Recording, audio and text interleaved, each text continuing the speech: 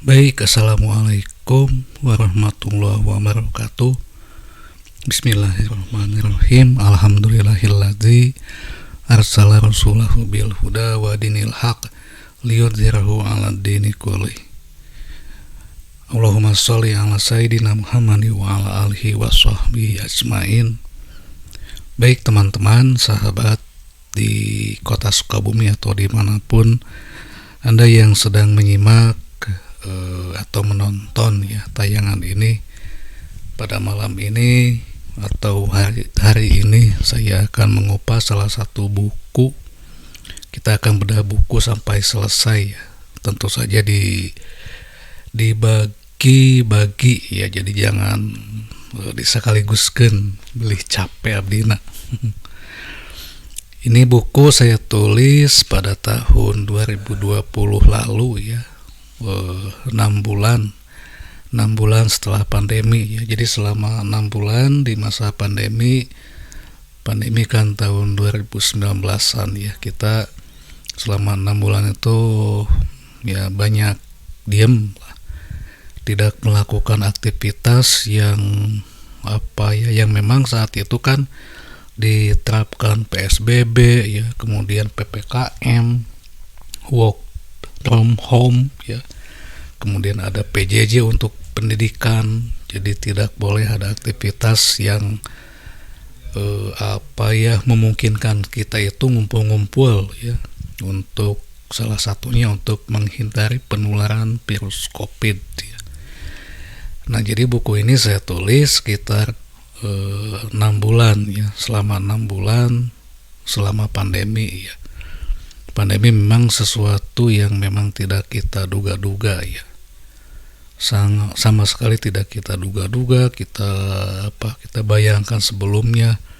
Meskipun kalau kita melihat salah satu lini masa ya, kehidupan kita memang pernah mengalami juga ada yang namanya flu burung ya, dan itu memang kita ada di dalam fase atau kehidupan kita. Namun untuk COVID-19 ini memang tidak kita duga-duga bahwa virus itu ya menjadi satu hal yang bukan menakutkan ya, tapi memang banyak sekali kan yang meninggal saat hampir berapa ya untuk sealam dunia ya. Di masa pandemi itu kan ngadangu atau nguping soantan ambulan kegebegan ya.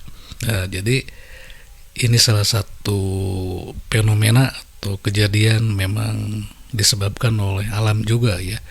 Namun kalau kita amati ya, bahwa alam ini kepada manusia itu selalu memberikan jawaban-jawaban ya. Ketika manusia misalkan melakukan hal yang memang tidak dilakukan atau yang semestinya dijauhi, maka alam itu akan menjawab, dan jawaban-jawaban alam ini memang sangat logis ya, sangat masuk akal, sebab alam ini memang diciptakan oleh Allah itu sesuai dengan ukuran ya, sesuai dengan hitungan matematis sekali ya, cermat sekali ya ketika alam ini diciptakan. Nanti kita akan kembali dulu ke masa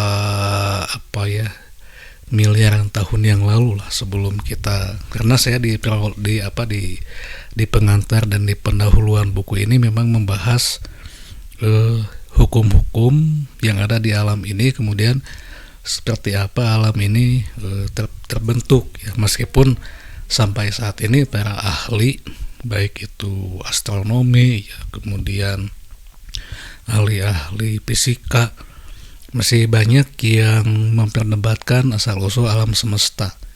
Kemudian sampai muncul penganut atau mazhab ateis yang menyebutkan bahwa alam ini memang terbentuk begitu saja ya, tanpa ada campur tangan ilahi katanya. Tentu saja bagi kita ya, bagi penganut teis atau suatu keyakinan, hal yang dikemukakan oleh kelompok ateis ini memang berseberangan dengan kita ya.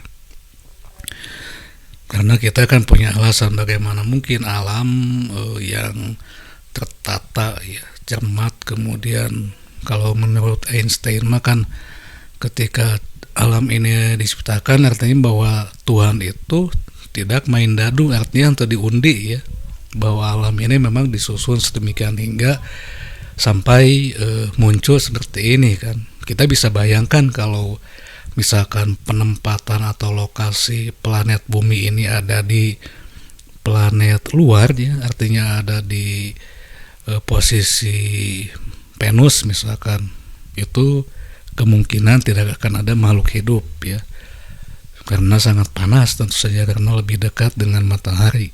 Kita yang tinggal di planet bumi yang memang dilindungi oleh sebuah pelindung ya, ada atmosfer, ada sabuk panalen ya kalau tidak salah, upamisian panasnya komo yang usum pemanasan global. Nah jadi kalau saja alam ini diciptakan dengan tidak tepat ya, presisinya itu melenceng, maka akan terjadi kepunahan bagi makhluk-makhluk hidup ya, utamina untuk manusia. Bagaimana misalkan kalau planet bumi ini ditempatkan di posisi Pluto, ya tidak akan hidup juga karena dingin ya.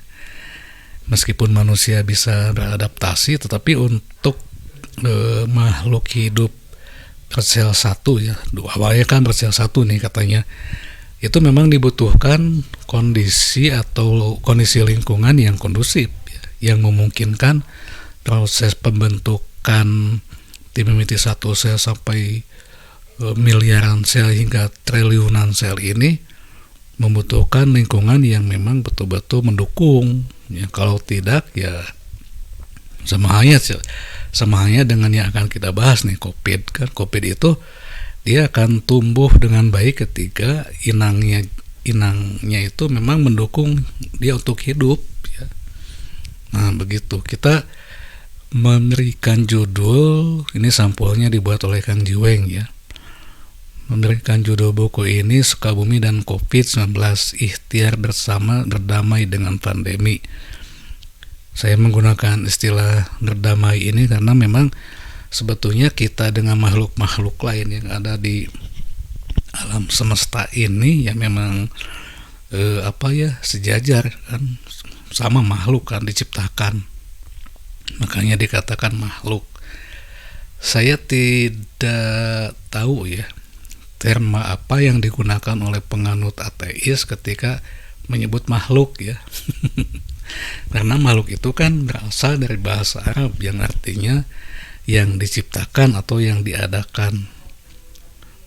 Lawannya itu kholik ya, yang menciptakan. Nah saya tidak tahu nih apa yang digunakan, kata apa yang digunakan oleh penganut ateis ketika menyebut makhluk kan. Sulit ya kalau misalkan menyebut buatan, nanti kan memang dibuat kan. Nah jadi mungkin akan langsung menyebut jenisnya. Cuman untuk menyebut jenis itu mesti khusus kan, mesti khusus ya. Ketika kita menggunakan kata yang lebih umum itu sudah mencakup semua. Nah jadi artinya bahwa di sini orang ateis akan mengalami kesulitan ketika menyebutkan segala hal itu dalam satu konsep. Misalnya kalau kita kan binatang, kemudian tumbuhan, manusia, benda-benda mati, cukup kita sebut sebagai makhluk, selesai kan. Artinya sudah memuat segalanya. Untuk tumbuhan, binatang, dan manusia kita menyebutnya makhluk hidup, itu sudah memuat semua. Jadi tidak perlu kita menyebutkan satu-satu, misalkan disebutkan ya satu persatu manusia, kemudian monyet, kemudian ikan, dan lain sebagainya. Kita cukup menggunakan kata makhluk. Dan saya tidak tahu nih penganut ateis ketika menyebut makhluk itu apa ya. Nah jadi padanan kata itu akan menunjukkan bahwa kita memang mengakui satu konsep ya. Ketika misalkan kita menggunakan kata makhluk ya, secara tidak langsung kita memang mengakui bahwa ada kholik, begitu ya. Logika simpelnya begitulah. Nah jadi saya menggunakan kata ini nih, berdamai, artinya memang karena kita di alam semesta ini memang tidak jauh berbeda dengan apa yang lain gitu, dengan makhluk-makhluk lain. Sejajar dia, kita diciptakan, kita diadakan. Oke, ini diterbitkan oleh siapa ini? Bentar. Oleh Yayasan Pemuda Cendekia Indonesia, Kang Endut ya, nuhun Kang Endut ya. Ini adalah salah satu bagi Anda ya yang sudah memiliki naskah atau memiliki kumpulan tulisan, ini bisa dibukukan dan ini langsung diajukan ke Perpustakaan Nasional dan di ISBN kan ya, supaya tidak dibajak atau diaku-aku atau diduplikasi atau diplagiasi ya tulisan atau bukunya. Ini pengantarnya. Jadi pada akhir Desember ya 2019 ini COVID menyerang Wuhan. Itu ada di Tiongkok ya. Nah, jadi pada saat itu saya menonton televisi, kan ditayangkan di televisi itu bagaimana ada seorang bapak-bapak di sebuah jalan, di satu jalan ya. Itu langsung jatuh. Katanya karena memang setelah disimak berita itu baik-baik, itu terserang oleh COVID katanya, tertular oleh COVID. Nah, jadi penularannya pun di kota Wuhan ini memang cukup tinggi ya.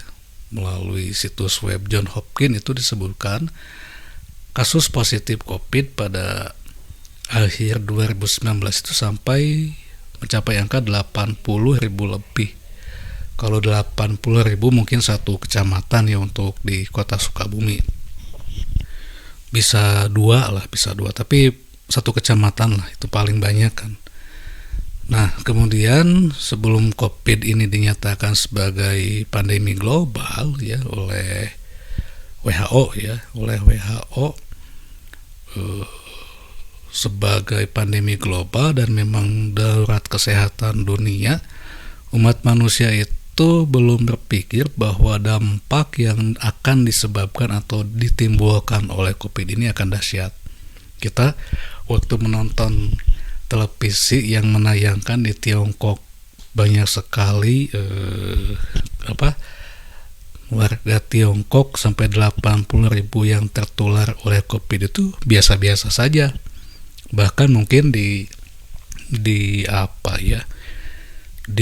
dalam komentar media sosial netizen itu malah banyak yang mengatakan itu hukuman katanya kan, atau semacam azab ya. Meskipun sebetulnya kita memang mesti menelaah kembali ya, apakah penyebutan itu tepat atau tidak ya. Jadi sekali lagi, saat itu kita tidak menyangka bahwa serbuan yang disebabkan oleh virus COVID ini akan mengguncang dunia. Kita sama sekali tidak berpikir sampai ke sana ya. Apalagi kita kan memang cukup jauh kan dengan wilayah Wuhan ini. Mana mungkin ya virus yang ukurannya sangat kecil bisa sampai ke Indonesia. Namun tiba-tiba ya dalam beberapa minggu, mungkin sekitar 1 bulanan ya, mulai ini yang namanya virus COVID ini menular ke berbagai penjuru dunia ya. Nah, di tahun 2020 ya itu menjadi headline di berbagai media nih, isu ataupun bukan isu, wabah ya yang disebabkan oleh COVID ini.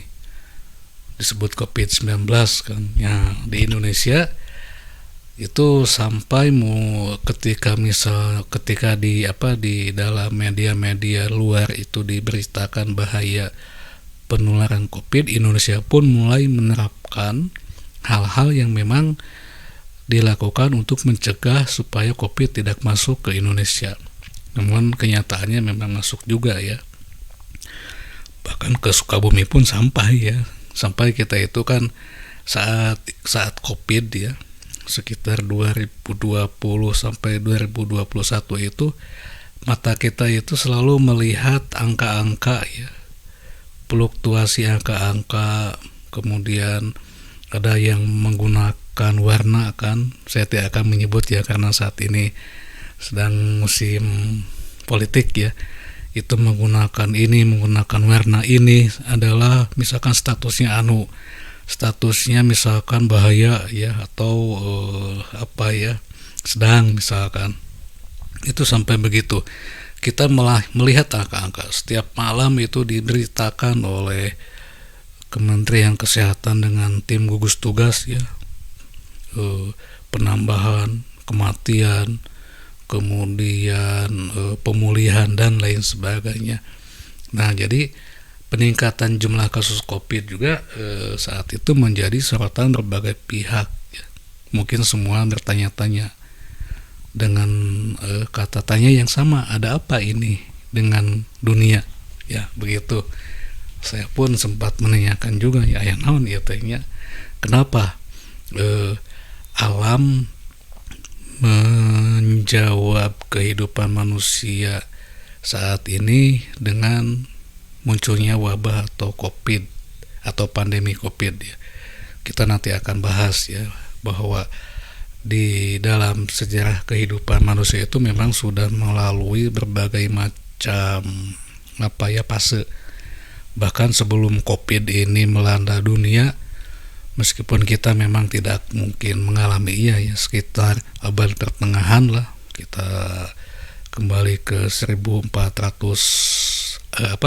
ke tahun 1400-an ya, atau sekitar 1300 sampai 1400, dunia itu pernah shock ya, terguncang oleh maut hitam ya, atau wabah maut, Black Death.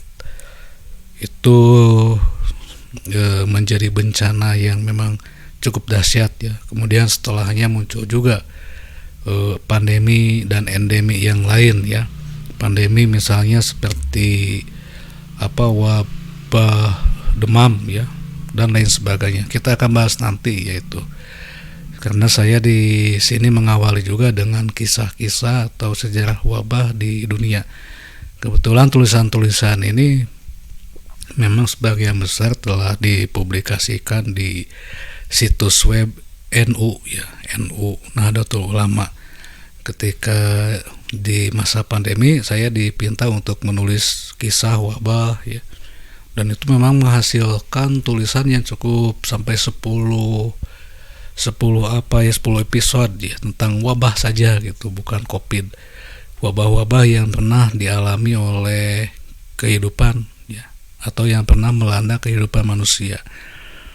Nah, makanya saya menggunakan memakai judul buku ini ya, Sukabumi dan COVID, Ikhtiar Bersama Berdamai dengan Pandemi.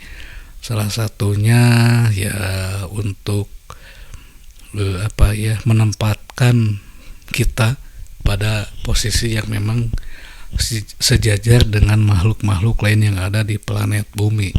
Karena kita itu memang sejajar dengan makhluk-makhluk lain yang ada di planet bumi, mau tidak mau kita memang pasti akan mengikuti hukum-hukum yang ada di alam ini. Kita tidak mungkin mengelak dari hukum-hukum yang ada di alam ini, karena posisi kita sama dengan makhluk lain ya, akan mengikuti hukum-hukum yang ada di alam ini. Ketika kita tidak mengikuti hukum-hukum yang ada di alam ini, maka akan ada dampak yang salah satunya ini nih. Sebetulnya COVID itu disebabkan oleh kita yang memang sudah mulai tidak mematuhi apa yang semestinya diinginkan oleh alam kan. Saya ambil contoh lah, ketika misalkan apalagi di dalam keyakinan kita ya, mengonsumsi binatang itu ada batasan-batasannya yang mesti kita ketahui ya. Misalnya di dalam agama kita Islam ya, tidak dibolehkan mengonsumsi binatang yang disembelih tanpa menyebut nama Allah, misalkan tanpa menyebut bismillah ya, tanpa mengucapkan bismillah. itu tidak boleh dikonsumsi, kecuali mungkin untuk binatang yang ada di laut ya, karena memang logis ya, kalau misalkan kita hiji-hiji muncitan cumi-cumi make bismillah tanggal oge kan. Makanya ulama-ulama fikih itu mengkategorikan bahwa binatang-binatang yang ada di laut seperti ikan ya, itu tanpa membaca bismillah pun itu boleh dikonsumsi ya. Itu kan salah satu kebijaksanaan ya, kebijaksanaan. Namun untuk binatang-binatang yang ada di darat itu, misalnya ayam, sapi, kambing, itu mesti membaca bismillah dulu. Mungkin nanti ada pengecualian ya, kecuali dalam kondisi yang memang ketika sudah tidak ada lagi sesuatu yang bisa kita konsumsi. Kalau kita tidak mengonsumsi hal yang memang di dalam agama kita itu diharamkan, maka kita akan meninggal. Maka itu ada salah satu kaidah fikih atau menjaga jiwa, itu kan bukan kaidah fikih, itu menjaga jiwa itu memang lebih wajib ya, supaya kita memang tetap hidup, melangsungkan kehidupan. Nah jadi kalau kita memang tidak mematuhi hukum-hukum yang sudah ditetapkan di alam ini, maka akan ada dampak yang dahsyat dan kita tidak memprediksinya terlebih dahulu. Banyak sebetulnya ya tingkah laku kita yang memang kadang-kadang kita pahami dan tiba-tiba muncul sesuatu yang memang tidak kita pahami juga. Ya saya ambil contoh tadi ya, ketika manusia banyak mengonsumsi hal-hal yang memang tidak semestinya dikonsumsi, itu akan berdampak fatal juga bagi manusia. Misalnya ketika misalkan di Wuhan, di salah satu di salah satu pasar hewan itu menjual binatang-binatang seperti ular, kemudian kelelawar ya, kemudian dijadikan hal yang bisa dikonsumsi atau dimakan, dipanggang, dimakan, itu tentu saja akan berdampak fatal bagi manusia juga. Nah salah satunya ternyata setelah diteliti, virus COVID itu memang habitatnya itu atau inangnya itu mestinya di dalam tubuh kelelawar kan, tetapi ketika si kelelawarnya dikonsumsi, maka secara otomatis si virus itu akan melakukan mutasi gen, dan bagaimana nih supaya dia bisa cocok ya dengan lingkungan hidupnya. Misalnya kan si daging lalai itu ya dikonsumsi, dan maka si virus yang semestinya mendiami atau menjadikan lelawa atau lalai itu sebagai inangnya, dan ketika masuk ke tubuh manusia karena daging lalai itu dimakan, maka otomatis si virus yang ada di dalam daging lalai itu akan menyesuaikan juga supaya dia bisa hidup dengan lingkungan yang baru ya, yaitu tubuh manusia. Nah itu kan contohnya begitu ya, maka jangan abaikan ya, sama halnya lah dengan kita kan, kita itu upami dina non istilah bahasa Sunda mah kudu miindung ka waktu mi bapa ka zaman cenanya, artinya mesti pandai adaptasi. Makhluk-makhluk lain pun sama ya dengan manusia. Ketika makhluk lain itu tidak bisa adaptasi dan menyesuaikan dengan lingkungan, itu akan punah pasti. Makanya banyak kan binatang-binatang dan tumbuhan-tumbuhan yang mengalami kepunahan, itu salah satunya tidak bisa beradaptasi dengan lingkungan ya. Jika misalnya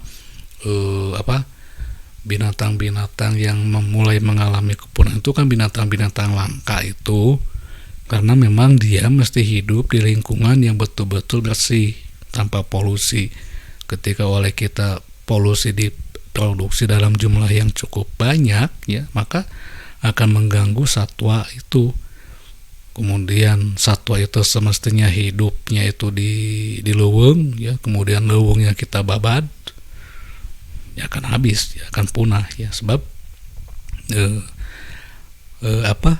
habitatnya kita musnahkan, dan ketika habitatnya kita musnahkan, kemudian si binatang-binatang itu pindah ke tempat yang memang tidak semestinya dan dia sulit melakukan adaptasi, itu pasti akan mengalami kepunahan. Nah, virus itu tidak ingin punah kan, sama dengan kita lah memiliki kahayang pangintennya, tidak ingin punah. Walaupun misalkan kata orang ateisme itu kan naon teh begitu saja ya terjadinya. Enggak ya, jadi si virus itu ingin tetap eksis sama dengan kita kan. Kita kan manusia yang eksis wehnya karena dipoto di selfie ya. Itu kan ingin eksis, ingin diakui bahwa kita ada. Nah, jadi si virus itu akan menyesuaikan dengan kondisi lingkungan yang baru, yaitu yang ada di dalam tubuh manusia. Nah, bagi manusia justru ketika si virus itu cocok ya dengan lingkungannya, maka si virus itu akan melakukan perkembangbiakan yang sangat cepat. Itu akan menjadi masalah bagi manusia. Bisa demam kan, kemudian leng-lengan ya, mual, sakit lah gitunya, jadi sakit manusianya karena sudah terkena oleh virus, dan si virus itu terus tuluy melakukan perkembangbiakan. Nah, itu salah satu yang disebabkan oleh ulah manusia juga ya. Makanya tidak salah ketika Allah mengatakan, bahkan di dalam keyakinan agama lain pun pasti sama, bahwa kerusakan di muka bumi ini memang disebabkan oleh ulah tangan manusia. Namun tentu kita nanti mesti bertanya juga ya, kenapa atuh diciptakeun ya namun ingin kerusakan mah. Nah, jadi nanti kita akan jawab di dalam buku inilah pada bahasan selanjutnya. Nah, kemudian manusia itu dulu sebelum menetapkan bahwa COVID ini sebagai pandemi, sama sekali biasa-biasa saja ya. Namun tiba-tiba ya satu penduduk dunia digelisahkan oleh COVID, banyak sekali konferensi, kemudian pertemuan, rapat ya yang membahas masalah ini. Kita mesti merencanakan sesuatu atau mengambil kebijakan yang tepat supaya untuk Indonesia nih misalnya, supaya si COVID itu tidak menyebar meluas di Indonesia. Nah, begitu ya. Jadi, nah ini nih saya tulis tuh, virus COVID ini memerlukan habitat tempat mereka hidup. Nah, sebagai inang yang dapat mempertahankan eksistensi si virus ini ya. Nah, manusia itu memang sudah ditetapkan juga ya, sudah ditakdirkan atau dikadarkan sebagai Homo sapien yang memang memiliki watak serakah ya. Serakah itu segala kudu ku aing ya. Bahkan kita kan disebutnya juga pemakan segala ya. Nanti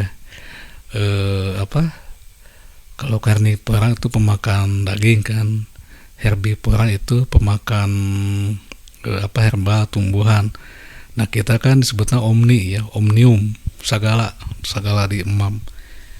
Tapi ini kan memang paradoks juga ya, kalau manusia itu tidak mengonsumsi segala, kemungkinan pertumbuhan otak manusia juga akan lambat ya. Makanya nenek moyang kita di masa lalu ya, di zaman dahulu itu mengonsumsi segala, itu salah satunya ketika kita banyak mengonsumsi berbagai macam timiti lalab-lalaban, macam-macam daging, kemudian macam-macam hidangan dan makanan, itu menjadi pemicu munculnya revolusi kognitif ya. Jadi otak manusia itu tumbuh dengan cepat, termasuk dengan akalnya tentu saja. Nah, kalaulah misalkan nenek moyang kita sampai milenium pertama makan daging atau makan tumbuhan saja, mungkin tidak akan ada yang namanya revolusi kognitif atau revolusi pemikiran ya. Itu kan terjadi 17.000 tahun yang lalu. Nah, justru ketika manusia banyak mengonsumsi segalanya, itulah yang menjadi penyebab kita seperti saat ini. Paradoks juga ya.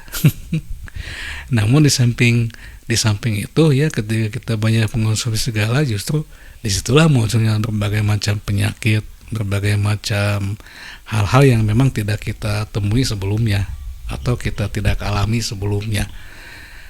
Nah, begitu ya. Jadi sejak sejarah manusia terbit ya, pikiran manusia itu kan selalu subjektif ya, selalu subjektif. Itu artinya begini. Makanya saya tadi sudah saya sampaikan nih, bahwa kita itu sejajar dengan makhluk lain ya, sebagai ciptaan. Tapi kita kadang-kadang sok subjektifnya menuding bahwa makhluk lain itu adalah sesuatu yang memang diciptakan dan untuk kita gitu. Tidak sebaliknya, tidak timbal balik kan. Padahal kan mestinya timbal balik ya. Timbal balik itu karena kita itu sejajarnya, makanya mestinya timbal balik.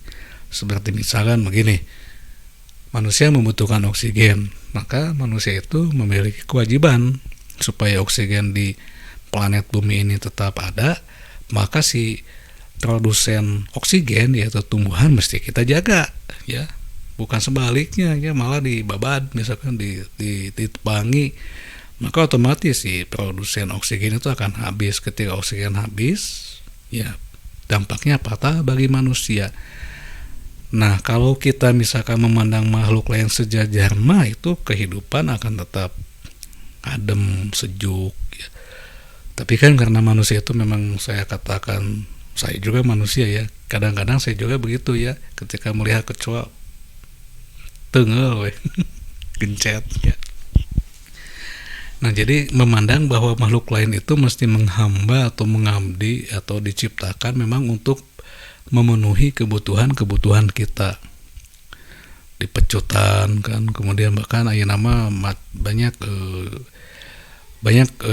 ke komunitas yang mencintai binatang ya. Meskipun sebetulnya binatang itu bagusnya memang dilepas, tapi kan lamun dilepaskan zaman ayeuna cenah akan patah juga bagi binatang yang memang mesti didomestikasi atau diingu nya bahasa Sunda nama, yang mesti didomestikasi. Kalau dilepas justru akan bahaya juga bagi binatang. Kemudian sama halnya dengan kita saat ini ya. Kita kan kalau dulu tahun 80-90 anak-anak badai ka sakola teh teu kudu jajab ya. Lepas sok we sakola. Tapi ayeuna kan teu, mesti dijajab dulunya. Kalau tidak dijajab takut ada hal-hal yang tidak diinginkan, misalkan tiba-tiba digulung ya ku anak-anak sekolah lain ya. Sehingga gitu ya. Jadi manusia saya katakan tadi selalu memandang bahwa makhluk lain itu mesti menghamba kepada kita, padahal tidak begitu ya. Kita memiliki sejajar dengan makhluk lain ya, mesti saling ada timbal balik ya. Manusia misalkan ingin makan gitu teh, belut ya, saat ini kan sudah langka, manusia ingin belut, maka kewajiban manusia itu adalah jangan mengganggu habitat belut. Habitatnya di sawah ya, sawahnya kan dialihfungsikan ya, asana sawah jadi misalkan bangunan kan dialihfungsikan ya, otomatis belutnya jadi langka ya, jadi langka belutnya itu. Nah, kemudian akibat kita selalu memposisikan kita sebagai king ya, king itu raja, karena kita memang sejak masa aksial, bahkan sebelum masa aksial di era revolusi pertanian sudah menempati piramida makanan yang paling tinggi ya. Maka kita seolah-olah tadi mampu segalanya, bahwa makhluk lain itu sebagai hamba untuk menyediakan atau mesti dapat kita konsumsi sebanyak-banyaknya. Maka makhluk lain pun itu akan menjawab perbuatan kita. Salah satunya dengan ini nih, dengan COVID, dengan makhluk yang untuk segede gajah-gajah acan ya, itu segede kalici acan, atau untuk sageng siki kacang hijaunya. tetapi itu mampu memperandakan ekonomi dunia, kesehatan dunia, pendidikan juga kan kena imbasnya. Itu semua fitur kehidupan itu dikalahkan atau diruntuhkan oleh makhluk yang ukurannya hanya sekian mikrometer mungkin ya, atau bisa saja nanti nanometer ya. Itu bisa dikalahkan atau diruntuhkan kehidupan manusia oleh makhluk yang sangat kecil. Saya jadi ingat sebuah surat ya, Alfil kan, pasukan gajah yang sangat kuat itu kalah oleh manuknya, ku manuk kalah ta. Konon katanya manuk itu membawa batu yang kecil ya, yang mungkin saja batunya itu mengandung apa ya, bakteri ya,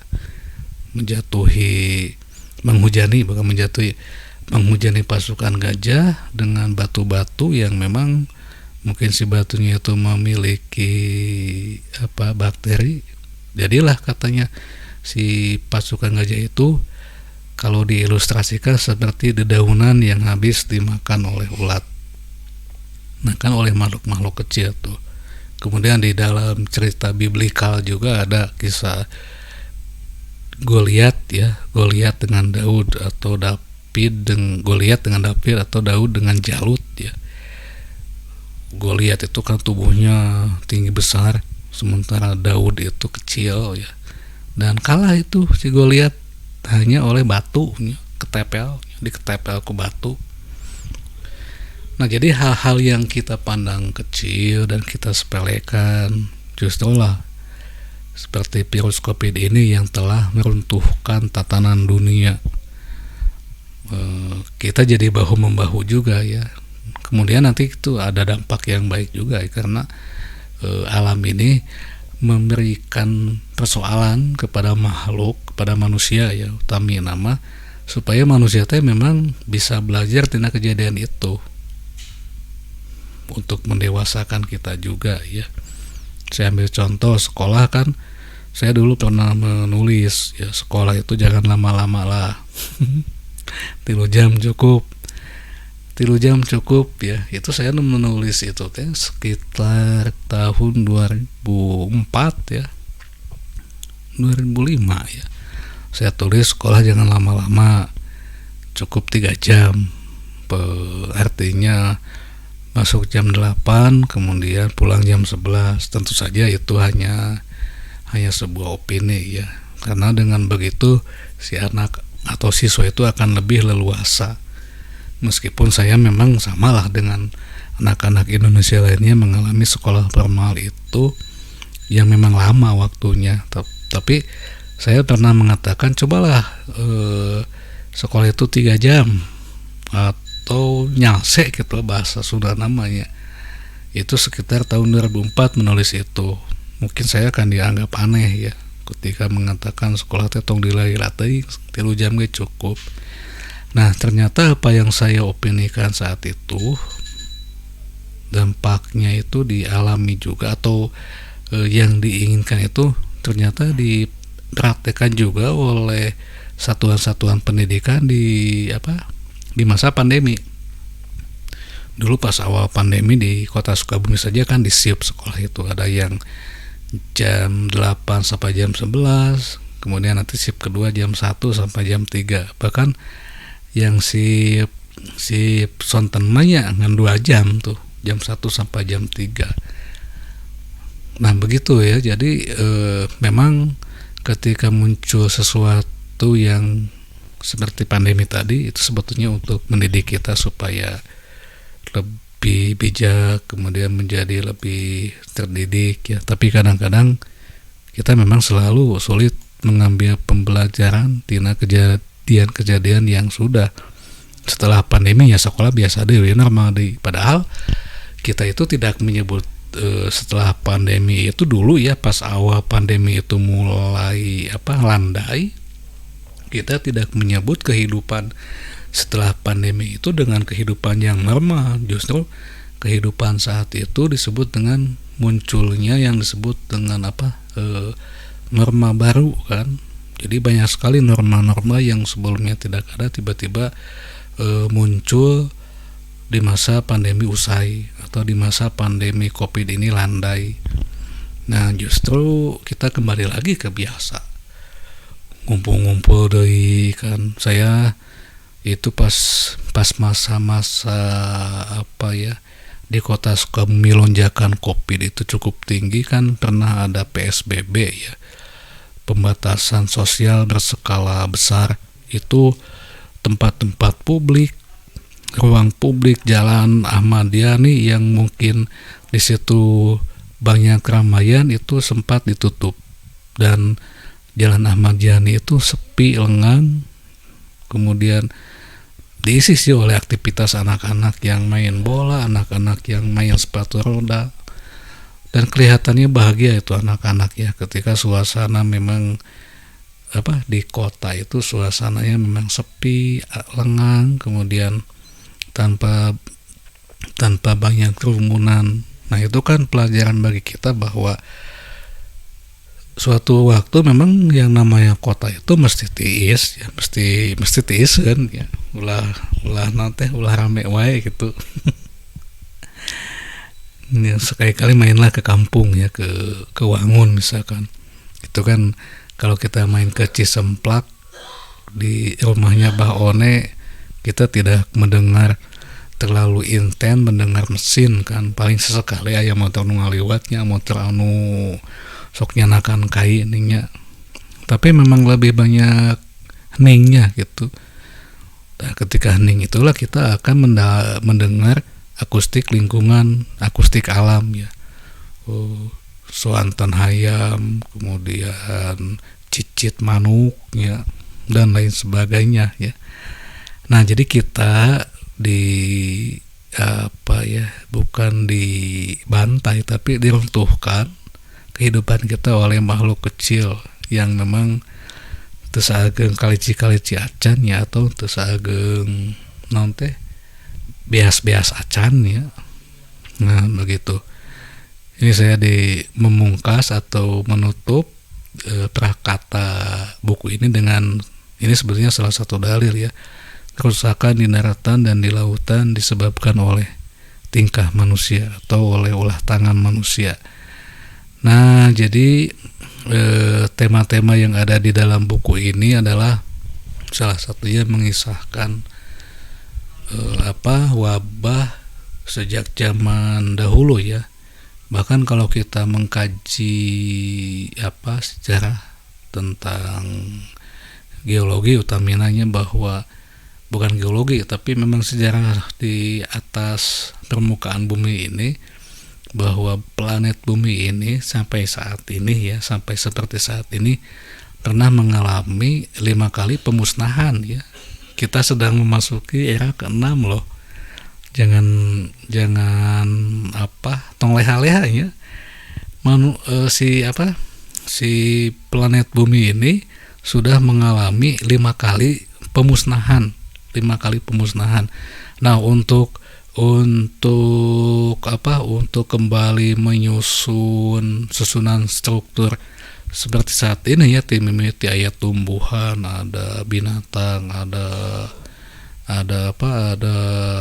makhluk-makhluk yang memang makhluk hidup misalnya aja, itu membutuhkan waktu sampai 200 juta tahun ya, 200 juta tahun.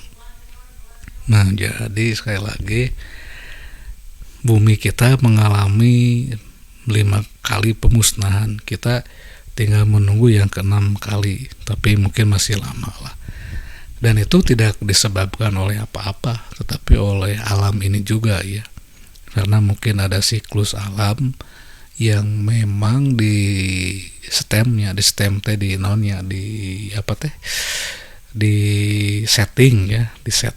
di stem. Kalau di stem mah gitarnya. Itu di settingnya itu memang begitu ya, ketika alam itu sudah tidak butuh misalnya dinosaurus lah ya, sudah tidak butuh itu, maka alam akan menyiapkan piranti itu alat yang memang bisa memusnahkan makhluk itu, misalnya dengan hujan meteor kan kalau dinosaurus ya. Nah, seperti itu ya. Jadi alam itu memang memiliki jawaban yang tepat. Supaya apa? Supaya alam ini tetap ada ya. Kalau tidak ada pemusnahan yang kelima, itu kemungkinan kita juga tidak akan ada, dan planet bumi akan tetap seperti pas awal terbentuknya ya, gitu kan. Terbentuknya awal planet bumi itu panas sekali ya, gas padat, kemudian meledak, dan makanya sampai saat ini di lapisan paling dalam bumi kan masih ada itu jejak masa lalu ya. Nah, jejak masa lalu planet bumi itu emang ada di dalam di dalam inti bumi kan, adanya lahar, magma ya, lava dan lain sebagainya. Saya bukan ahli geografi, jadi membahasnya langsung saja ke masalah-masalah itu. Nah, jadi jejak digital ya, atau jejak masa lalu bumi itu ada di lapisan paling dalam ya. Nah, jadi begitu ya, ketika alam sudah disetting sedemikian hingga oleh Allah dengan tentu saja dengan hukum-hukum yang sudah diciptakannya, maka ketika suatu saat nanti ada pemusnahan lagi, ya mungkin manusia ya akan musnah, kemudian makhluk hidup juga yang lainnya akan musnah, dan kita mungkin menyimpulkan itu dengan kata kiamat. Itu akan datang juga waktunya pemusnahan ke-6. Nah, nanti mungkin akan ada lagi ya kehidupan yang lain misalkan kan, karena bagi Allah itu hal apapun sangat mudah sekali. Jadi di dalam buku ini di bagian awal kita akan membahas wabah-wabah atau semacam jawaban-jawaban alam di masa lalu ya, seperti yang dialami oleh penduduk Sodom ya. Kalau di bahasa Arabnya jadi Sadum ya, Sodom. Kemudian nanti juga ada wabah Black Death ya, dan lain sebagainya. Nah, jadi kemudian kehadiran virus COVID ya, yang dinyatakan sebagai pandemi ini memang memiliki arti ya, bahwa di milenium kedua tahun 2000 ya, kita sedang memasuki krisis global di berbagai bidang. Saya masih ingat kan, tahun 98 kita dihadapkan pada krisis ekonomi atau krisis moneter, sampai runtuhnya kepemimpinan Pak Harto kan. Kemudian saat ini kita juga memang mengalami krisis-krisis yang lainnya, tapi yang paling fatal itu yaitu krisis ekologis, ketika planet bumi sudah tidak bisa lagi nanti ditempati oleh manusia, atau manusia bisa menempati planet bumi tetapi mesti melakukan berbagai macam rekayasa supaya kita memang tetap bisa hidup di planet bumi ini. Itu adalah krisis ekologis ya, krisis lingkungan.